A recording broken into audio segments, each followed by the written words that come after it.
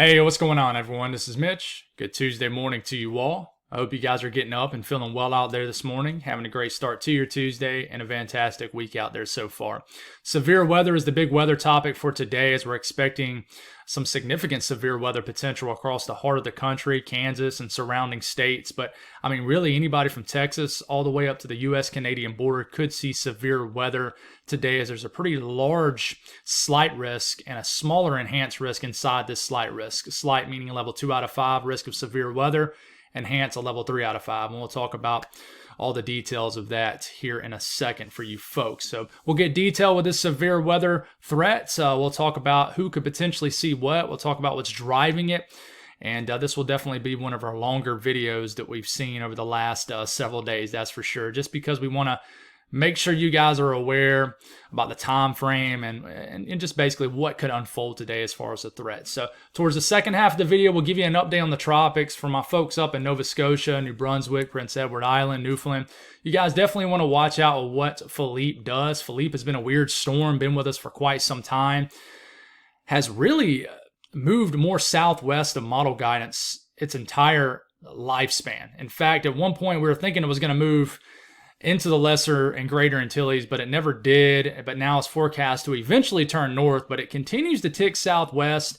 Now, for you folks immediately thinking, is this going to be a real threat, sneak into the Caribbean, become a threat for the Caribbean islands, the lower 48? I would say no, but I've said no to that multiple times, and this thing has just kind of done its own thing. It's really tricked everybody. It's been a quieter story out there, but this could be a bigger storyline as it eventually does move north across the North Atlantic, becomes extratropical, and could potentially threaten our folks in Canada. We'll talk about that in greater detail when we know better details, but we'll give you guys some good information on that. If you folks have not subscribed, certainly consider doing that.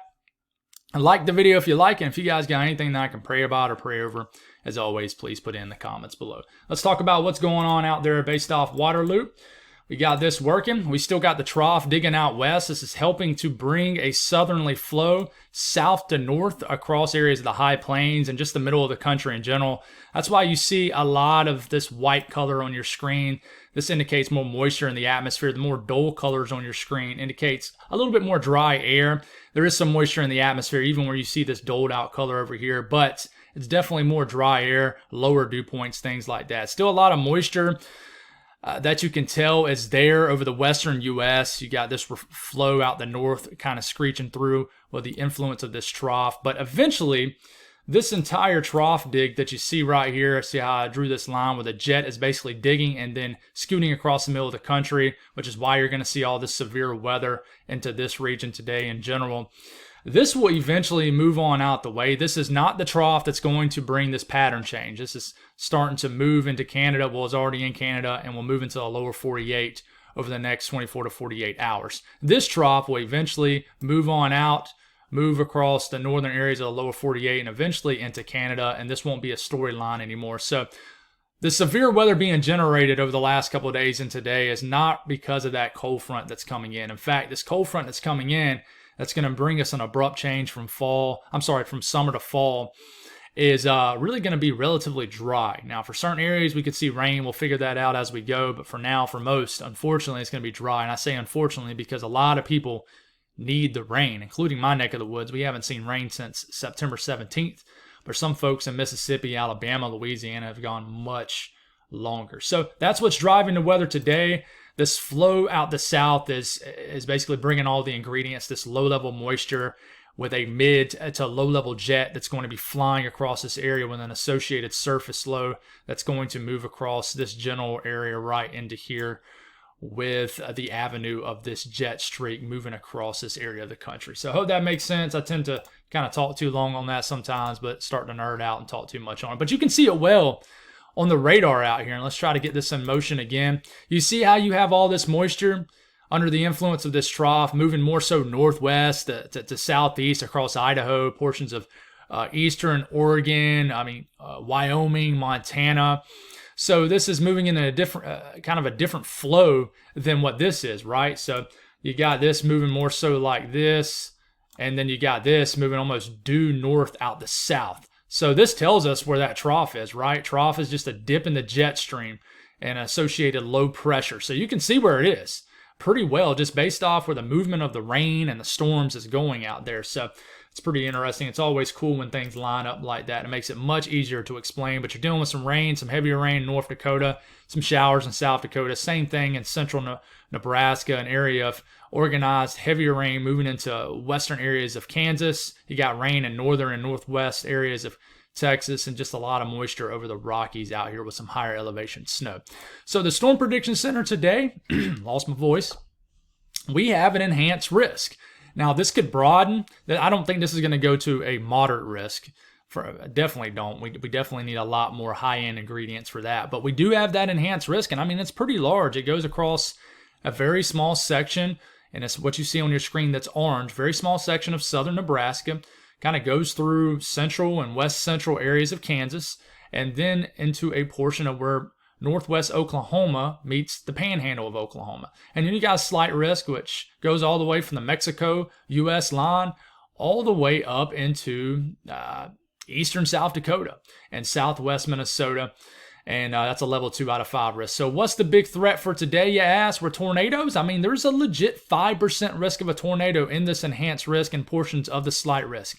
So the brown area means you have a 5% risk of a tornado within 25 miles in any given location in this area of Nebraska and Kansas. The wind threat, I mean, there's definitely a threat, and I could see this increasing. If this bumps up to a 30% risk, this would not warrant a moderate risk. It would just be a higher level enhanced risk, if that's even a thing, but you get what I'm saying. But you do have a 15% chance of winds exceeding 55 to 60 miles per hour with these, and I think this is going to happen. I think we're going to have some strong winds with some of these storms. I would watch out especially for the northern mode of this, as this will be more linear. The hail threat, though, is what's driving the enhanced risk today. You're going to have some large hail due to some higher end, what we call thermodynamics, which means the moisture, there's going to be some higher low-level moisture in the atmosphere, dew points well into the 60s, maybe even some low 70s.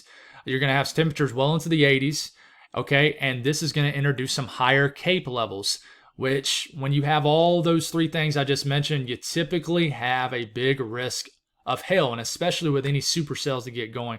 And this is the same ingredients that's moved from west to east. So we saw what happened in a community, I forgot what town it was in New Mexico, but a massive hailstorm hit them, and it looked like snow. It was one of them hailstorms where it covers everything and it looks like snow. It's the same energy moving just further east now. So we're going to have some big-time hailstorm potential from central Nebraska all the way through western Oklahoma, and then just east of Amarillo. Watch out in this area. Big time hail potential. Now, some of these areas might not even get a drop of rain, okay, especially the southern mode, all right, as you're lacking forcing, but you just don't know if you are or not. That's what we got to figure out.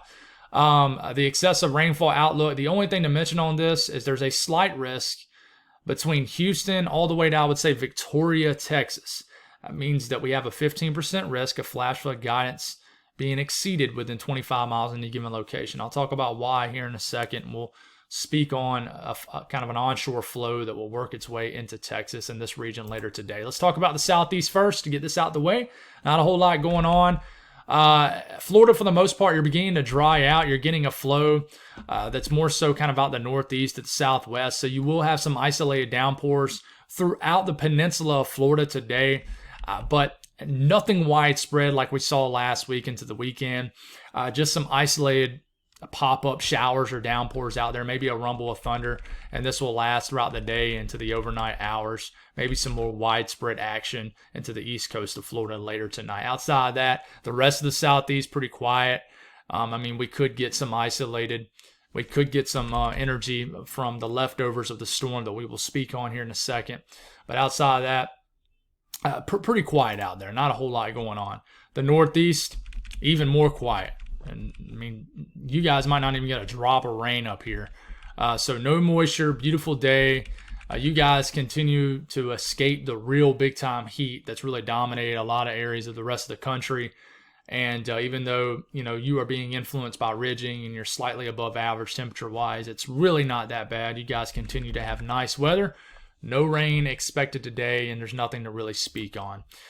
South Central U.S., there's a couple areas to watch. First, we'll mention this area down here, and then we'll speak on the severe weather threat in Oklahoma, Kansas, places like that. So there's going to be a persistent kind of onshore flow into the coastal regions of Texas, basically between Houston and Victoria. I know these two towns and cities aren't right on the coast, but it's just a general area right in between these areas. There's not a lot of bigger communities along the coastal regions between these areas. So, I mean, that's a good point to point I can mention, but there's going to be a lot of shower and storm action that's just kind of working its way inland in this region.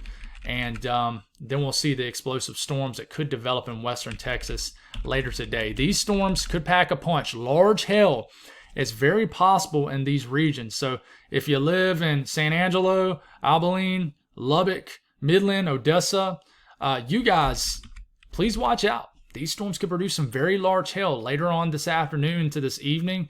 This entire region right here needs to be aware. They will ride along Interstate 20, Interstate 10, and they will lose some steam as we get into the overnight hours. But please watch out in this area. A little bit closer look at these storms for Texas, and just the persistent storms just moving in. These will potentially make their way all the way into like maybe Austin, maybe even San Antonio, maybe College Station for sure. You would just consistently get a flow of storms throughout the afternoon, throughout the evening, and then, I mean, even into the overnight hours and waking up again tomorrow morning and we're doing it again. How much rain could we see from this? There's going to be pockets. Like I said, watch out around Victoria, maybe just outside town, but somebody could get an inch or two, maybe 3 inches of rain today in this area of southeast Texas. So definitely be aware of any flooding. You guys went a pretty long time, I think, in Houston without rain.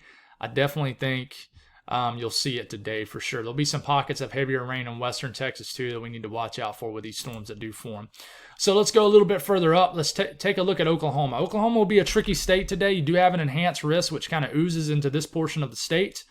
Let me get my Google Maps ready so I can mention some towns. You know, like Woodward, for example, you definitely want to watch out. But as we're getting into around lunchtime, it's around lunchtime right now, not a whole lot going on. And then we're starting to get into 4 or 5 p.m. Here's some storms, but you notice they're not super widespread based off this run of the HRRR model in the panhandle of Oklahoma and Texas. But that does not mean we're not going to get any storms in this region. I'm telling you, we could very well see widespread storms. So just because you don't see storms kind of along the Interstate 40 corridor right in here, Woodward region, you guys are going to have the ingredients for severe weather is what I'm trying to say. But this particular run doesn't show a whole lot. Now you look at the NAM for this area. Let's see what the NAM shows. And I hadn't even looked at it, so we're going to be looking at this the first time together. The NAM, it still is kind of the same way. It doesn't like the idea of a whole lot going on in western Oklahoma today. We'll see if that happens. It does show a big storm forming just south of the Interstate 40 corridor. You know, I would, if this was the form, I would watch out for the Childress area, Hollis, Oklahoma, or Hollis, not sure how y'all pronounce it. Very small towns in this region. I know Childress got hit by a tornado a couple years ago, I believe, or just outside town. But, you know, the NAM shows overnight tonight, like midnight, some big storms rolling through the area. And this complex of storms kind of riding the Red River, the border between Oklahoma and Texas. But, the short-range models don't really like the idea of western Oklahoma being a big area of storms. But that does not mean that's not going to happen. So let's take a look at Kansas. We know it's going to be active in Kansas today. We're watching already this complex of showers working its way through. This will eventually make its way into Nebraska, but it's what happens behind this. No lack of forcing here. We get into western Kansas. It's going to be popping off big time. I mean, anywhere from Dodge City up to Hays, Garden City, all the way up to Interstate 70, all the way down to, like I said, the Liberal area, Dodge City, Garden City. You guys, anybody in here has the risk of tornadoes, and you have a risk of very large hail with any of these storms, especially if any of these storms, and this is valid for 3 p.m. So this is going to pop off early on, okay? If the HRRR model is correct. Large hail with these, you have high-end thermodynamics in this region, large hail, damaging winds, and then you have the chance for isolated tornadoes. And this continues. And how long does a storm mode remain like semi-discrete, meaning these storms are kind of branched off on their own, sort of like this cell, maybe even this cell. How long do they remain discrete or semi-discrete tells us how long the tornado threat will be big. But eventually, I mean, even as we get into like 5 p.m., 6 p.m., before the sun goes down. Now, I'm not saying the tornado threat will completely disappear, but it does show this becoming more of a linear look, meaning just more of a line of storms. And this sweeps through, affects Salina, gets into the Wichita region, Topeka region, eventually later on this evening. But you still got to watch for these storms, the tail of these storms that continue to form. I mean, this is continuing to form down here in regions of Dodge City, kind of riding that, the Greensburg area, the Pratt region. You want to watch out with any of these areas, the Great Bend, Hutchinson. These storms will come later this evening, probably. I'm not talking about late evening, maybe around 7 to 9 p.m. or so. But this turns into more of just a line of storms, sweeps through the eastern half of the state, will likely lose some punch as it gets to like the Kansas City region, but will still deliver some rain for sure. And then some more showers and storms could get rejuvenated down here in northwest Oklahoma. Now, as far as that tornado threat, all these storms could be spinning today. That doesn't mean all these storms are going to be producing tornadoes, or we'd be talking about a tornado outbreak. And we wouldn't know that for sure anyways. But the updraft helicity swath, which indicates rotation in some of these storms, shows most of them at least somewhat broadly rotating, a lot of them.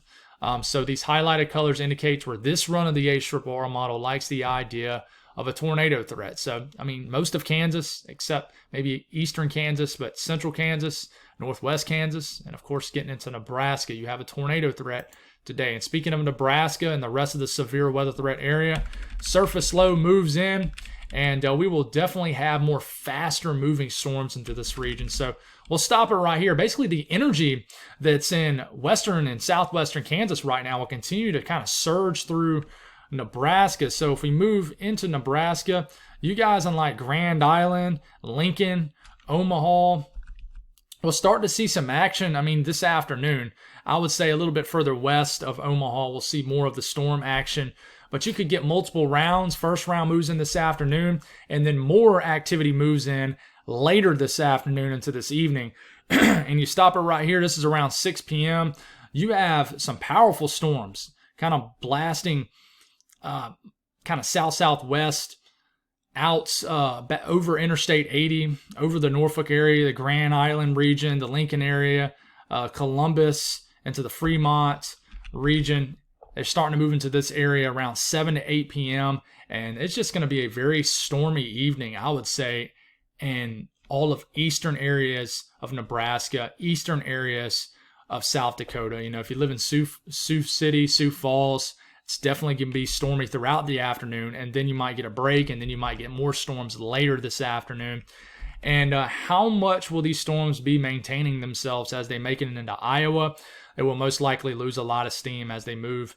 All the leftover of the moisture moves into and takes over Minnesota and the central areas of Iowa later tonight, closer to midnight. More so heavy rain with some rumbles of thunder. Could still see some severe weather. But for the most part, the severe weather threat lessens as it continues to chug along eastward. So what's driving this? Well, what's driving it is that trough. This trough is helping to bring at the base of the trough, and then on the eastern side of this trough, you get a flow out the south. So the flow out the south brings high levels of moisture out the south and the low levels. So here it is. I mean, you got pockets of dew points well into the 60s off the HRR model. It's definitely mixing a little bit. So you have this corridor, pretty skinny corridor, but definitely a corridor of dew points well into the 60s. So this, you can check off a thermodynamic there. Dew points in the 60s does support severe weather. Okay. Another thing you look at in response, another thing you look at, I'm getting all over the place. Another thing you look at is the CAPE levels here. And look as they spike well above 2,000 joules per kilogram here in the panhandle of Texas, western Texas, panhandle of Oklahoma, and western areas of Kansas. So you have a lot of what we call storm fuel, storm energy for these storms to really munch off of. And that's exactly what they do. If you look at this area in yellow, that's CAPE levels over 2,000 joules per kilogram, which is totally enough for storm development. But watch how it kind of disappears. The storms eat off that CAPE, and then the CAPE disappears, and then it'll try to build back into Oklahoma tomorrow morning. But plenty of CAPE to go along with this low-level moisture. Now, what about kinematics, which is the wind energy aloft? Well, we look at the mid-level jet. This is winds several thousand feet above our heads. And with the associated trough moving in, you have a mid-level max that moves in right over the middle of the country, Nebraska, Kansas. So in the upper levels of the atmosphere, you got winds at around 55, 65 knots. I mean, that's pushing close to hurricane force conditions well above our heads. So winds are screaming out the southwest in general in this area. This is creating a lot of wind energy, and this is creating a lot of forcing for thunderstorm development into this region. So we're not lacking any kind of forcing in this region for thunderstorms to get going. Also, one big thing you look at is the low-level jet at 850 millibars. This will be screaming in certain areas. So you look at this low-level jet into this region. We'll get this going. There will be a low pressure. You see how these wind barbs are kind of spinning around in this region right into here? That's a surface low developing. So as this surface low develops and begins to eject across areas of the plains, an associated low-level jet will form, okay? And then the winds and the low levels, which creates directional shear and speed shear, you will have winds not only in the upper levels of the atmosphere that support wind damage and a tornado threat, you will also have it in the low levels of the atmosphere. So this low-level jet, when you start to see 30 to 40 knot low-level jet in these regions, that's a big-time kinematic that you can check off for a tornado threat and a damaging wind threat. And this will be here as it basically grows and expands and strengthens throughout the late afternoon and evening hours with this associated surface low in response to this trough. So definitely an active day today. I hope that makes sense. But speaking on the rest of the north central U.S., all this energy will eventually trail off to the east from the west. And I think we'll be waking up to some rainy conditions tomorrow morning, maybe in northeast areas of Minnesota, northern Minnesota, maybe some showers tomorrow for Wisconsin, especially western Wisconsin, the UP of Michigan. But the rest of this area, I'm pretty quiet. We know we've already talked about a severe weather potential for Nebraska. But yeah, guys, just be weather aware today in all those areas I just mentioned. Certainly going to be an active day. The western U.S., you're dealing with a lot of moisture, as I've already mentioned at the beginning of the video, in Idaho, Oregon. It's snowing pretty good. And Yellowstone National Park, which is a higher elevation area for sure.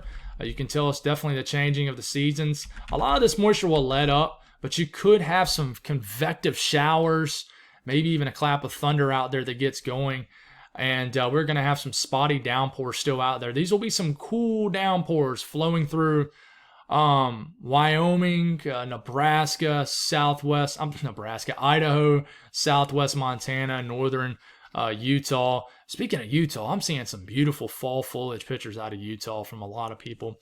It's definitely I love to see it. I love to see the snow mixed with the fall foliage. I think that's just beautiful. I would love to live somewhere that saw that almost yearly. I would just fall in love with that kind of stuff. But anyways, I'm good with one conversation and getting off topic at least one time a video, guys. You guys know you got to get that. But all this moisture will eventually kind of fade away and drift away, and then we'll wake up tomorrow morning, and this trough will begin to dig out of Canada, and you can see moisture associated with this trough digging down, and then that will become the bigger story going forward. Temperatures warm for the eastern and central U.S., the Ohio Valley, the Mid-South, the Deep South. It's warm everywhere. I mean, it's above average in Maine, above average, well above average in Michigan, the Great Lakes region. Everybody's above average that you see on this map. So another warm day, but don't worry, if you're a fall weather fan, just enjoy the warm weather while you can, because cool weather is coming. Below average out west, microclimates everywhere, so it's going to be cooler in certain areas depending on elevation, but a little bit warmer here in the valleys of California, but still nothing unusual out here except the below average temperatures. All right, let's give you an update on the tropics. Philippe, right here on this portion of your screen, has drifted more west, southwest actually, and is now bringing tropical storm force conditions to areas of the Leeward Islands, and a lot of showers and storms. Nothing catastrophic or huge or anything like that. Nothing that you guys can't handle. It's even drifting into portions of the British Virgin Islands. I mean, is it going to make it all the way to Puerto Rico? It's a good question. I mean, I wouldn't rule anything out at this point, but the environment does not favor big time strengthening of this system right now. It's just a kind of a weaker tropical storm, and it's pretty wild how it's, drifted. A lot of its shower and storm activity has actually drifted into the eastern Caribbean. It's been a weird storm. Philippe has been just a weird one out there. It's prompted tropical storm warnings out for the northern Leeward Islands. So it's been pretty wild. This is now not forecast to become a hurricane. Forecast to remain a tropical storm force conditions. It will continue its slower kind of speed. By the time we're getting into late week, it should be fully heading out to the North Atlantic. Bermuda is now in the cone of uncertainty. So it's something we need to watch. Right now, it is moving now northwest at 8 miles per hour, 50 mile per hour storm. And look how this cone looks like it's turning, and then it jolts back north. So us folks, well, you folks, I'm not in Nova Scotia, but if you're in Nova Scotia, anybody in these provinces up here and in Canada, I know you guys don't call it Southeast Canada. I think you call it the Atlantic. Anyways, you guys correct me. You guys are really nice in Canada. I know you call that region of Canada something specific, and I'm brain farting what it is, but definitely correct me in the comments.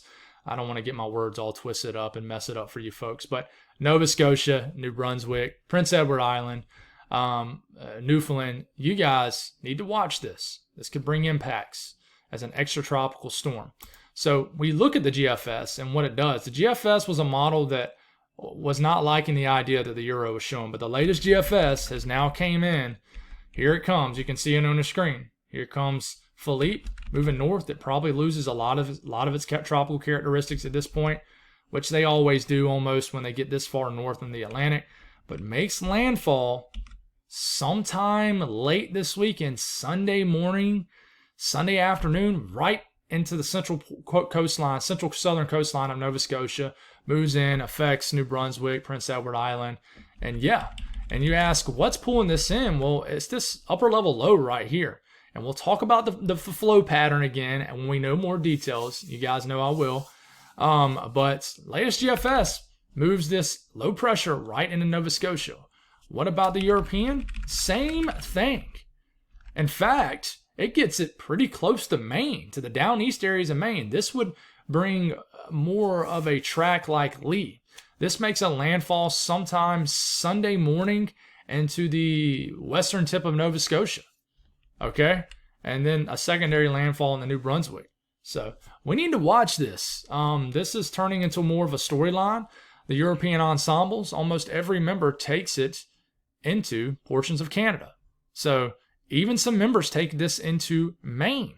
So we need to watch this storm. This is new.